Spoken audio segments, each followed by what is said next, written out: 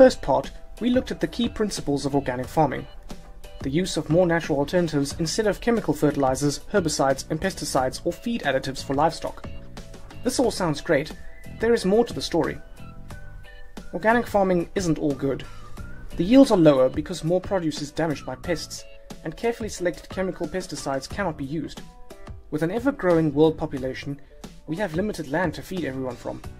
So should we therefore just focus on maximizing yields? Or to get the same yields, more land would need to be farmed. Where would this surplus land come from? Cutting down our remaining forests and rainforests? This would be far worse for the environment, both in terms of climate change and biodiversity. A study in the UK found that a litre of organic milk requires 80% more land than conventional milk to produce. That's a lot more land, and makes you wonder whether organic foods are a luxury the world just cannot afford to provide. Interestingly, it has been found that some organic farming methods require more water than non-organic alternatives, a huge problem as droughts become more regular and water more scarce. Organic is not necessarily better for the environment either. Organic dairy farms do actually produce more methane per cow than conventional farms because of the diet of the cattle. Organic cows apparently burp twice as much as conventional cows. As methane is a greenhouse gas, this does not bode well for global warming.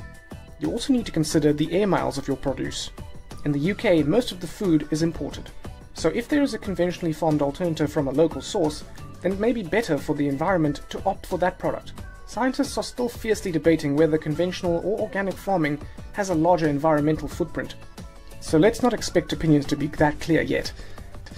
In the first video on organic farming, we looked at the theories on which organic farming is built. In reality, there is more flexibility on the rules, that as long as you stay within them, you can sell your produce as organic. It is actually a big misconception that organic farms cannot use any pesticides.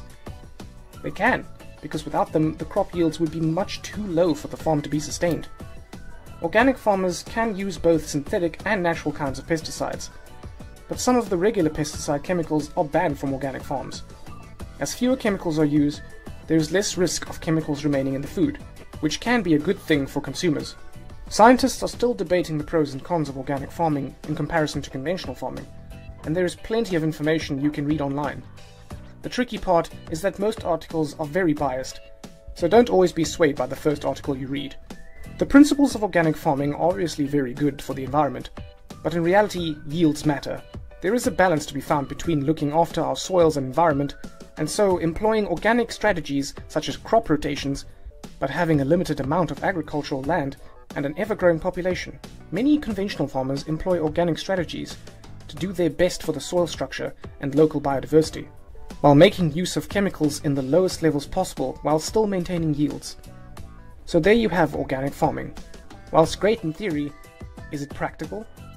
Can it sustain the 7.5 billion people living today? One final thing to note is that every country has its own set of rules for what organic farming means. Europe, North America and Australia have quite strict and clear rules, but organic in one country could allow more chemicals than are allowed even in conventional farming in other countries.